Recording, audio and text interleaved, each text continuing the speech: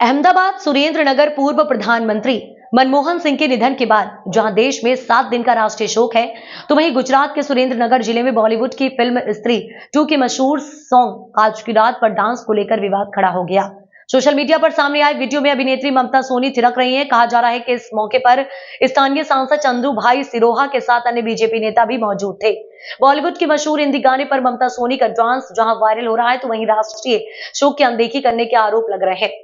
20 से 26 दिसंबर को पूर्व प्रधानमंत्री आपको बता दें कि 26 दिसंबर को पूर्व प्रधानमंत्री मनमोहन सिंह के निधन के बाद केंद्र सरकार ने 7 दिन का राष्ट्रीय शोक घोषित किया था। सवालों के घेरे में आयोजक जानकारी के अनुसार अभिनेत्री ममता सोनी ने यह प्रस्तुति 3 दिवसीय ग्लोबल झालावाड़ मेगा एक्सपो 2024 में दी। राष्ट्रीय शोक घोषित होने के बाद गुजरात सरकार ने अहमदाबाद में होने वाले कांकरिया कार्निवाल को रद्द कर दिया था। इतना ही नहीं, उपराष्ट्रपति जगदीप धनखड़ ने वडोदरा दौरे को रद्द कर दिया था। लेकिन सुरेंद्र नगर में राष्ट्रीय शोक के बीच डांस होने पर आयोजकों के रवैये पर सवाल खड़े हो रहे हैं। सांसद ने किया था एक्सपो का शुभारंभ। यहाँ सामने आया है कि आयोजकों ने अभिनेत्री ममता सोनी को बुलाया था, जबकि एक्सपो का उद्घाटन सांसद चंदू भाई सिहोरा ने किया था। अब इस कार्यक्रम में एक गुजराती एक्ट्रेस को स्टॉल पार्क में बुलाकर डुमका करने के वीडियो की सोशल मीडिया पर काफी आलोचना हो रही है। इस एक्सपो का आयोजन MP Shah arts and science college में किया गया था। ममता सोनी गुजराती सिनेमा की अभिनेत्री हैं, तो वहीं चंदू भाई सिहोरा पहली बार सांसद चुने गए हैं।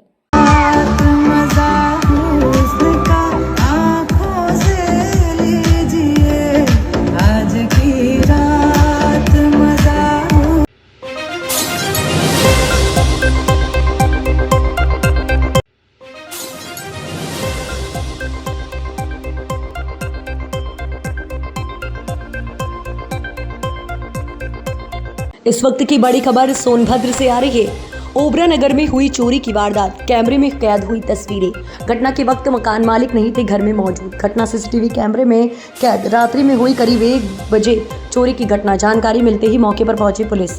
खनन व्यवसाय के यहां हुई चोरी की वारदात। घटना की जांच में जुटी पुलिस। ओबरा थाना क्षेत्र के अग्रवाल नगर की घटना।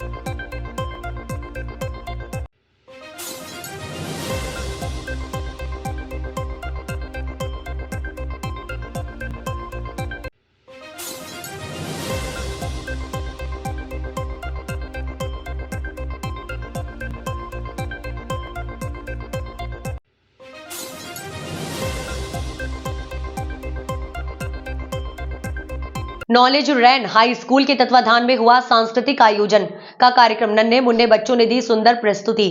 पानसेमल के नॉलेज रैन हाई स्कूल के तत्वाधान में आज सांस्कृतिक कार्यक्रम का आयोजन किया गया, जिसमें आयोजन के पहले मां सरस्वती के चित्र पर माल्यार्पण कर दीप प्रज्वलित कर कार्यक्रम की शुरुआत की गई।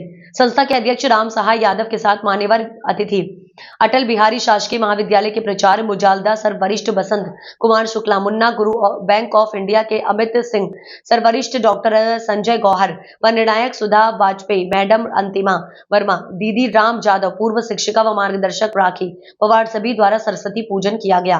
कार्यक्रम के पूर्व पत्रकार विशाल भावसार व अमृत ईशी व अन्य पत्रकार बंधुओं का स्वागत भी किया गया। उसके बाद नन्हे मुन्ने बच्चों द्वारा फैंसी ड्रेस व हाई स्कूल के बच्चों द्वारा देशभक्ति, धार्मिक और ट्रेडिशनल गीतों पर शानदार मनमोहक प्रस्तुति दी गई, जिसमें बड़ी संख्या में संस्था के पालकगण और दर्शक मौजूद रहे। संस्था के प्राचार्य सुनील वर्मा और कमलेश बोरसे सर ने कार्यक्रम का आभार प्रकट किया। कार्यक्रम की व्यवस्था में कालू सिंह बर्डे सर और समस्त महिला समस्त स्टाफ का विशेष सहयोग रहा।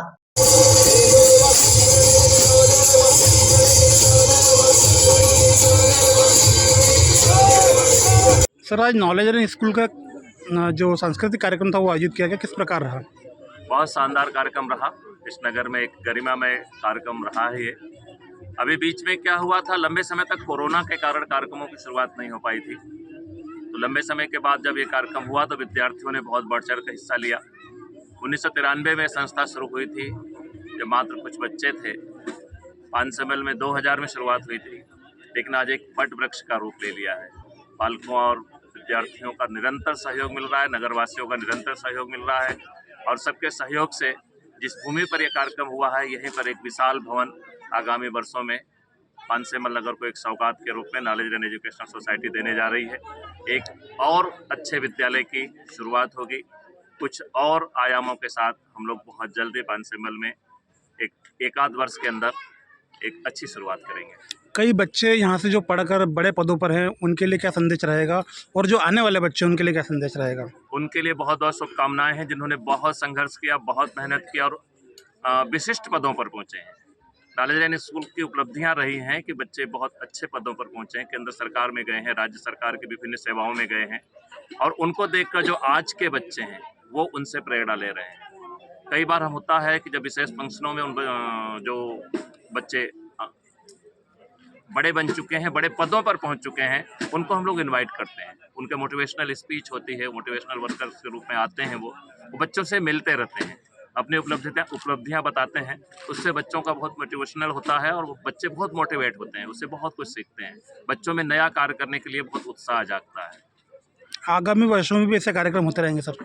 सतत चलते रहेंगे, हमेशा होते रहेंगे। तो कोरोना की वजह से रुक गया था, नहीं तो निरंतर 500 ml में कार्यक्रम होते रहे हैं।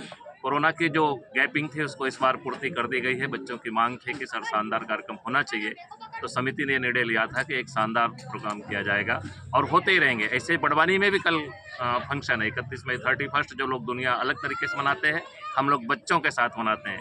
बच्चे 31st मनाएंगे, 1 जनवरी को बाकायदा भोजन करेंगे, नए वर्ष की शुरुआत करेंगे। कैलेंडर वर्ष को इस तरीके से बच्चे बदलेंगे। बहुत बहुत शुभकामनाएं सर। धन्यवाद। धार जिले की कुक्षी तहसील के अंतर्गत निरसरपुर में आज पहुंचे संत शिरोमणि निराहार दादा गुरु की तीसरी मां नर्मदा परिक्रमा यात्रा पहुंची, जहां ग्रामवासियों ने दादा गुरु का जमकर किया स्वागत में ग्राम पंचायत सरपंच अंतिम पटेल के साथ नगर के समाज सेवियों के साथ ग्रामीणों ने भी भक्तों का स्वागत किया। भीड़ के बीच कड़ी पुलिस सुरक्षा के बीच दादा गुरु कड़कड़ाती ठंड में तन पर मात्र लंगोट धारण कर नर्मदा जी के जल के सहारे कई वर्षों से निराहार कर रहे जीवन यापन। निरसरपुर के हनुमान मंदिर में दादा गुरु ने भक्तों को आशीर्वचन में मां नर्मदा के प्रति अपने भाव व्यक्त किया और मां नर्मदा के दर्शन मात्र से सुख शांति के अनुभव की बात की, साथ ही पर्यावरण को संजोने और बचाने की बात की।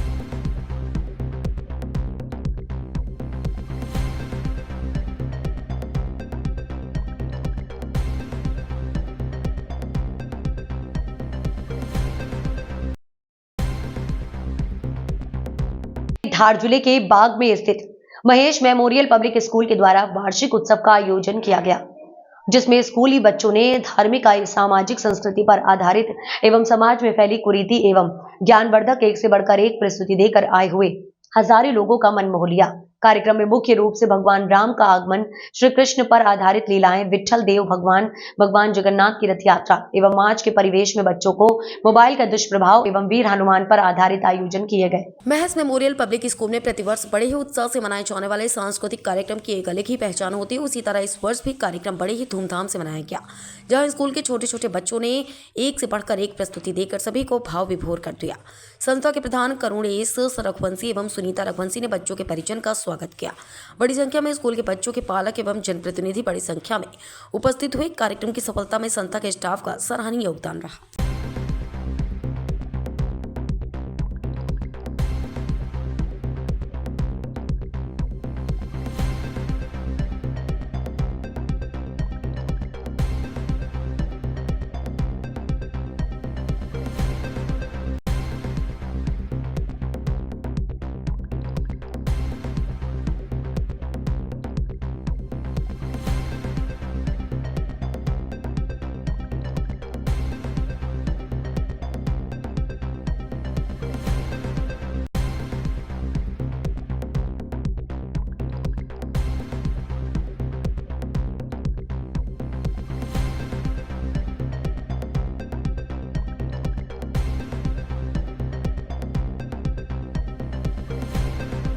धार जिले के इंडस्ट्रियल एरिया पीथमपुर में यूनियन कार्बाइड भोपाल में हुए गैस कांड के बाद बचा हुआ कचरा जलाए जाने के लिए 12 कंटेनर भोपाल से रवाना होने वाले हैं।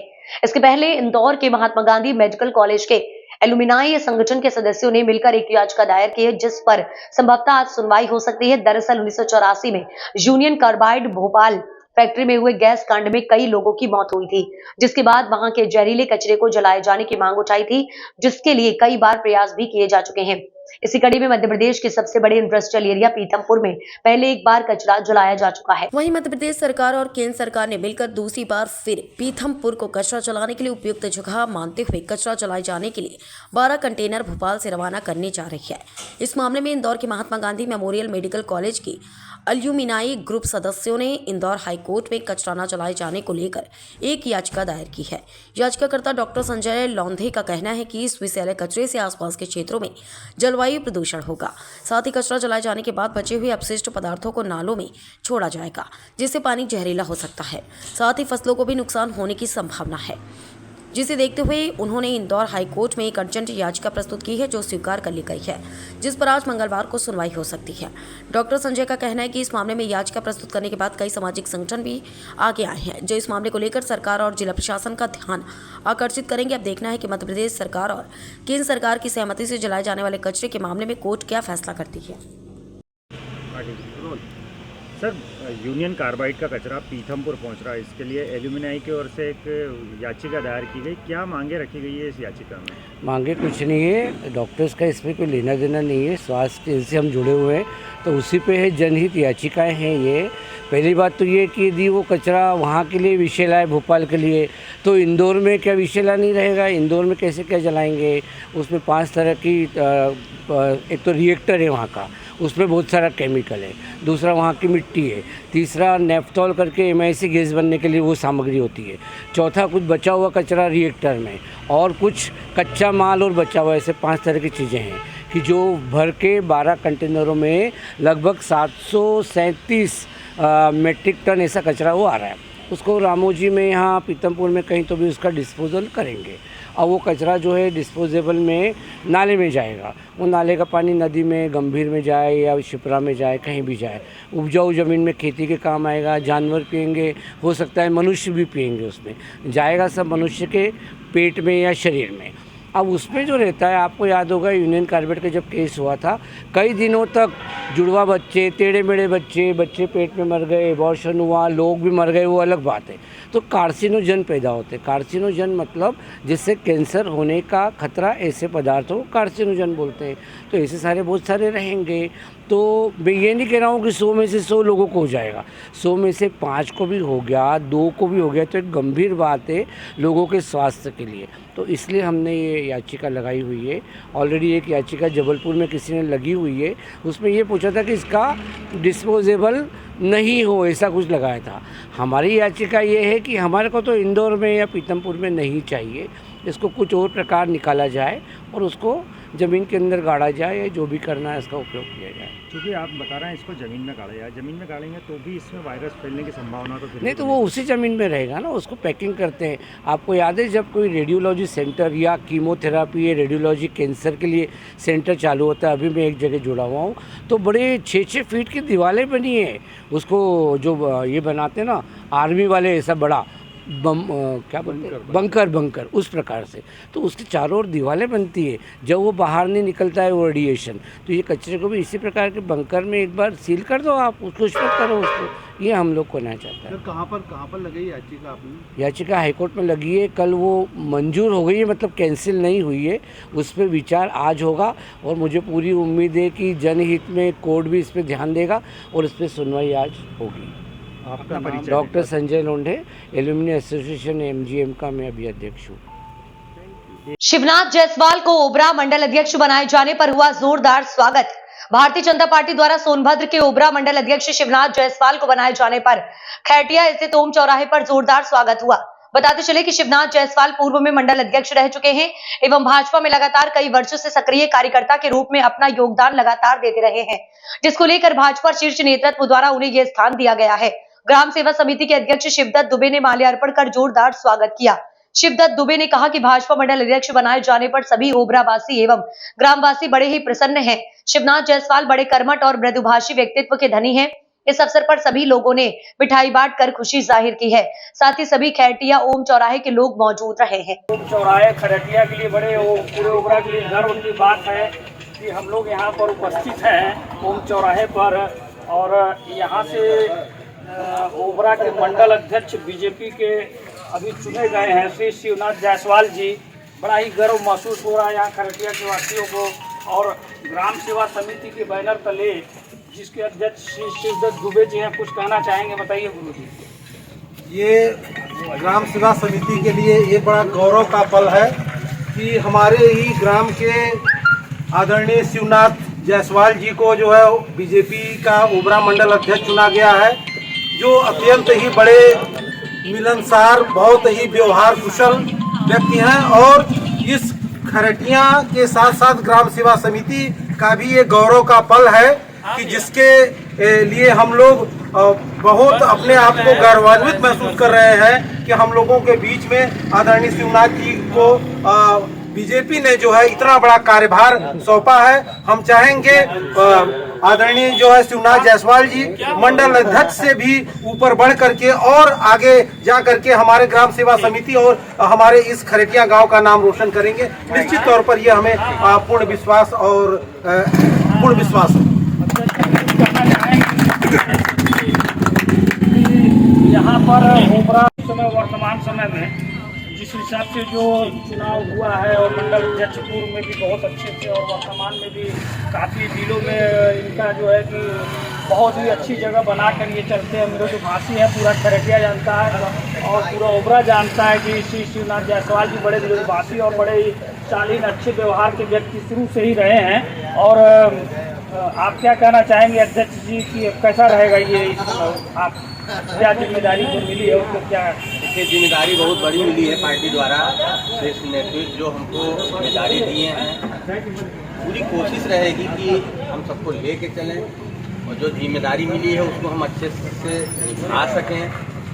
और बाकी सभी लोग सारी मतलब बीजेपी के पूरे कार्यकर्ताओं का और हमारे जो समर्थक हैं उन लोगों का चाहते हैं कि साथ मिले ताकि हम आगे अच्छा से चलिए बहुत बहुत 67 नेशनल शूटिंग चैंपियनशिप कंपटीशन में देवास की राजनंदिनी पिता रघुवीर सिंह भदौरिया ने राष्ट्रीय स्तर पर मध्य प्रदेश की प्रतिनिधित्व किया। इस चैंपियनशिप में अपना उत्कृष्ट प्रदर्शन का राजनंदिनी प्रथम प्रयास में ही टीम इंडिया ट्रायल्स क्वालिफाई करने वाली देवास से इस वर्ष की पहली फीमेल कैटेगरी शूटर बनी। टीम इंडिया ट्रायल्स का आयोजन आगामी फरवरी माह में दिल्ली की doctor Karni Singh shooting range में होने वाला है। गौरतलब है कि राजनंदिनी भदौरिया ने इस वर्ष स्टेट चैंपियनशिप में भी देवास को 2 कांस्य पदक दिलाए थे। राजनंदनी कोच सुयस कसेरा जो स्वयं एनसीसी आर्मी विंग से प्रशिक्षित एक राष्ट्रीय स्तर के निशानेबाज है एवं देवास को अनेक स्तरों पर विभिन्न कैटेगरी में मेडल दिया चुके हैं से कोचिंग का मार्गदर्शन प्राप्त कर रही हैं। इस अवसर पर देवास विधायक श्रीमंत गायत्री राजे पवार, महाराज श्रीमंत विक्रम सिंह पवार, पिता रघुवीर सिंह भदौरिया, सभापति रवि जैन, पूर्व महापौर सुभाष शर्मा व परिवारजनों ने राजनंदिनी को बधाई दी व उज्जवल भविष्य की कामना की। सर, देवास की एक बच्ची है जो क्वालिफाई हुई है इंडियन के लिए शूटिंग के लिए, क्या कहेंगे सर? और क्या 27 तारीख को हुआ था? जी, देवास की राजनंदिनी सिंह भदौरिया ने अभी भोपाल में जो 67th national shooting championship competition जो चल रही है उसमें देवास व मध्य प्रदेश का प्रतिनिधित्व किया था, तो उसमें उसने 608 का स्कोर करके आगामी फरवरी माह में होने वाले टीम इंडिया के शूटिंग ट्रायल्स के लिए अपना स्थान पक्का किया था। अच्छा सर, आजकल जो है बच्चियाँ और महिलाएं और लड़कियों को इस क्षेत्र में आगे आने को लेकर क्या मैसेज देंगे और क्या रहता है पूरा? जी, ये स्पोर्ट्स बिल्कुल 100% ट्रांसपेरेंट स्पोर्ट है, क्योंकि ये स्पोर्ट खेलने से आपका शारीरिक और मानसिक विकास दोनों होता है, क्योंकि ये पूरा फोकस और कंसंट्रेशन का गेम है, तो इसमें सभी को आगे आना चाहिए, चाहे लड़की हो या लड़का हो। सर, जैसे कि आपने बताया कि इंडिया के लिए खेलेंगे, अगर वहाँ पर इनका सिलेक्शन होता है जी, तो फिर क्या ये टूर्नामेंट कहाँ होगा और कहाँ खेलेंगे फिर ये? जी, एक्चुअल में ये जो नेशनल चैम्पियनशिप होती है तो ये सभी को खेलना अनिवार्य होता है, चाहे वो ओलंपिक खेल चुका खिलाड़ी हो या अभी प्रेजेंट में भी जो इंडिया टीम में है, सभी को खेलना कंपलसरी है।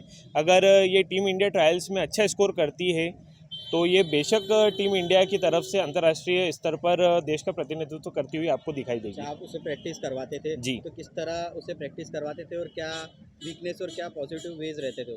सर, इसमें राजनंदिनी पिछले 1 साल से DWPS की शूटिंग रेंज में मेरे अंडर में प्रैक्टिस कर रही है। बालिका 2 से 3 घंटे रेगुलर प्रैक्टिस करती थी, तो ये उसकी प्रैक्टिस का और मेहनत का ही नतीजा है कि वो हमको ऐसा पॉजिटिव रिजल्ट दे रही है। आपका नाम? मेरा नाम सुयश कसेरा है। मैं NCC से प्रशिक्षित एक राष्ट्रीय स्तर का निशानेबाज हूँ। देवास को कई स्तरों पे मेडल दिला चुका हूँ। वापस सवाल कर दो। अंधेरा है, वो दिक्कत नहीं है। क्या दिमाग में चलता है जब आप निशाना साधते देश प्रदेश के लिए?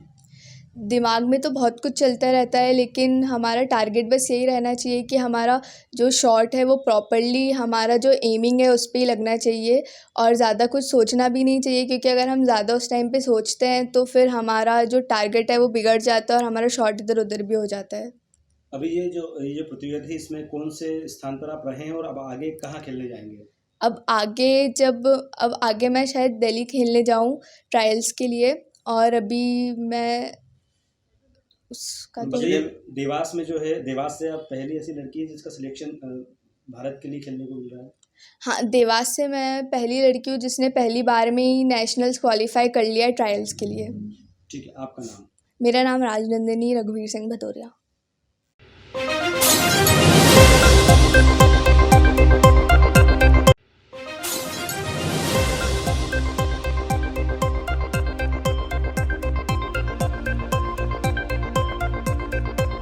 खरगोन जिले के इंदौर भूसावल हाईवे मार्ग पर ग्राम घट्टी में ग्रामीणों ने सड़क पर शव रखकर चक्का जाम कर दिया और मुआवजे की मांग कर रहे हैं। सूचना मिलते ही खरगोन एसडीएम सहित पुलिस बल मौके पर पहुंचा और एसडीएम ने आक्रोशित ग्रामीणों को समझाइश दी गई। उसके बाद ग्रामीणों ने चक्का जाम हटाया और शव को अंतिम संस्कार के लिए ले गए थे। बता दें कि ग्राम घट्टी गांव में बीती रात 2 बाइक के आमने सामने भिड़ंत हो गई थी, जिसमें 3 की मौत घटनास्थल पर ही हो गई थी और 2 गंभीर घायल हो गए थे, जिसे जिला अस्पताल भेजा गया, जहां से दोनों घायलों को इंदौर रेफर कर दिया गया था। इंदौर अस्पताल में उपचार के दौरान दोनों की मौत हो गई। वहीं घटना का कारण ग्रामीण सड़क किनारे एक पिकअप वाहन और एयरटेल कंपनी के गड्ढे नहीं भरने के कारण हादसा होने की वजह बताकर नाराज है। वहीं मौके पर पहुंचे खरगोन एसडीएम ने बताया कि 2 बाइक के आपस में भिड़ंत होने से 5 लोगों की मौत हो गई थी। ग्रामीण मुआवजे की मांग को लेकर चक्का जाम किया गया था। उनको समझाइश देकर अंतिम संस्कार के लिए तत्काल 5-5 हज़ार की सहायता दी गई है और मुआवजे की बात की तो उसके लिए कार्यवाही की जा रही है। वहीं एसडीएम ने एयरटेल कंपनी के गड्ढे के कारण हुआ हादसा होने की बात पर कहा कि जांच कराएंगे, जो भी निकल कर आएगा उचित कार्यवाही की जाएगी। प्रदर्शन में क्या उसकी मांग थी? कल शाम को ग्राम घट्टी में जो मोटरसाइकिल और पिकअप गाड़ी से एक्सीडेंट हुआ और उसमें 5 लोग गंभीर रूप से घायल हुए थे, जिनका उपचार के दौरान 5 व्यक्तियों की डेथ हो गई है और अत्यंत और बड़ी दुख की घटना है। और उनके परिजनों का ये मांग थी कि शासन की ओर से कुछ आर्थिक सहायता की राशि मिल जाए। तो उनको बता दिया कि जो भी नियम में सोल्यूशन फंड है, अंत्येष्टि सहायता है, संबल योजना है, इन सभी योजनाओं में पात्रता अनुसार हम लोग राहत राशि प्रदान कर देंगे।